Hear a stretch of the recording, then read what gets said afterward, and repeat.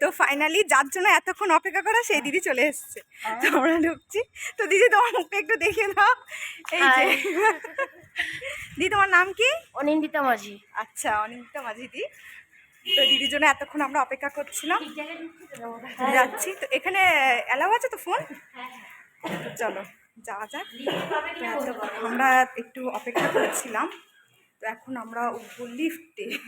তো এটা আমার দিদি ক্যামেরায় বেশি আসতে পছন্দ করে না, যে কারণে দিদিকে বেশি নিতে পারছি না আমি।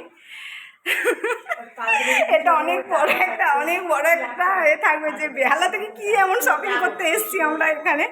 তো ভিডিওটাতে সবাই পুরোটা দেখবে বন্ধুরা। আজকে ভালো লাগছে, ফার্স্ট টাইম আমরা এখানে এসে এরকম ব্লগ করছি বাইরে বেরিয়ে।